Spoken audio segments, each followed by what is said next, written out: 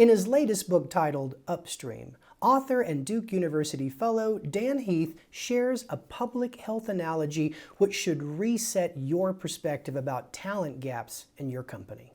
You and a friend are having a picnic on the side of a river. You hear a shout in the direction of the water. A child is drowning. The two of you, without thinking, dive in, rescue the child, swim back to shore. Before you can recover, you see another child drifting down the river. The two of you jump back in, rescue her, and then you see another, and then you see another. The two of you can hardly keep up.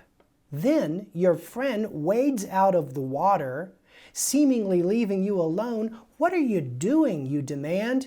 Your friend answers, "I'm going upstream to tackle whoever is throwing those kids in the river." This story is attributed to medical sociologist Irving Zola, who advocates for investment in preventative health care. In Upstream, Dan Heath lays out the numbers. Most countries in the world spend $2 on prevention for every dollar it spends on treatment. Not the United States. We're an outlier. We spend $1 on treatment for every dollar we spend on prevention. It's like we look at treatment as a big undo button. Consider the comparison of Norway versus the United States when it comes to healthcare system performance. When it comes to infant mortality, Norway is ranked 5th best in the world, while the United States is ranked 34th. When it comes to overall life expectancy, Norway is in the top 5, while the United States lags at 29th. Now, this analogy applies to the health of your business operations, which will be disrupted by the talent crunch to come. Starting in 2018, researchers begin to call for war for talent. Part 2, pointing to an ever-tightening full-time job market in categories ranging from technology to marketing, creative design, analytics, and all forms of knowledge work. And then in the spring of 2020, here comes the COVID pandemic, which ushered in a wave of burnout over the coming months.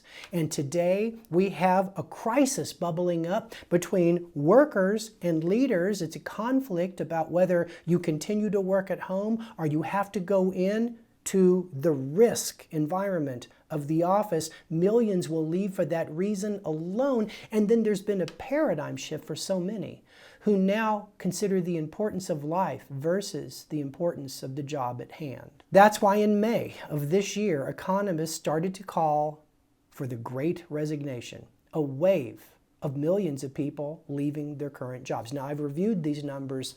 Consider this. 9 out of 10 people are currently in consideration of a job change. 51% of them are doing something about it. Researching, posting their resume, talking to their friends and colleagues. The most conservative prediction I've seen suggests that 25% of workers will job leap in 2022. Recent research at Upwork also finds that 10 million people that are leaving the full-time workforce are considering never coming back, choosing instead the flexibility of becoming a freelancer. As one executive recently quipped, the skills gap is turning into a skills canyon. Now, what does this mean to you? Well, if they're not already, your managers are going to be drowning in digital transformation or business growth debt, where they cannot resource the work as requirements pile up.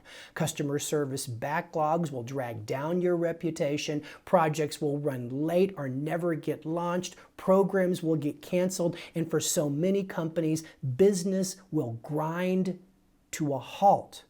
But those companies that think upstream, putting a prevention in place for this discontinuity, they will gain a market edge over those that don't for years to come. Just consider the case of information technology. CIO Dive documents that your managers are losing 3 to 9 hours every week trying to use talent acquisition or antiquated staffing solutions to fill their skills gaps. I think that the difference between thinking tactical and thinking strategic comes down to which end of the stream you're looking at.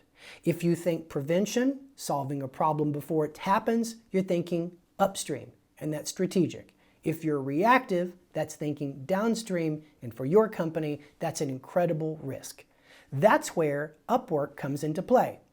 We are the world's largest work marketplace. We have the deepest talent pool on the planet. Millions of freelancers and virtual teams representing more than 10,000 skill sets, and they're on the ready right now to go to work for you and accelerate the velocity of your business.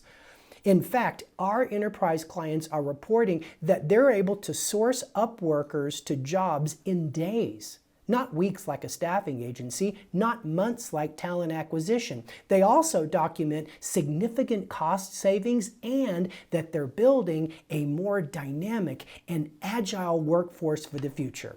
But unfortunately, too many managers are reactive. They wait for projects to run woefully behind because they can't find people to do the work, or for job requisitions to languish for 3 or 6 months before they begin to experiment with freelancing or even take the Upwork learning journey. Here's the point of this video. The best time to adopt Upwork is long before you need it. Think prevention. Install the enterprise suite, onboard your managers to the work marketplace, and give them time to gain experience on how to leverage the platform in real time. You have an opportunity to join industry leaders like Microsoft, change the world startups like Airbnb in leveraging Upwork as your strategic growth tool. What are you waiting for?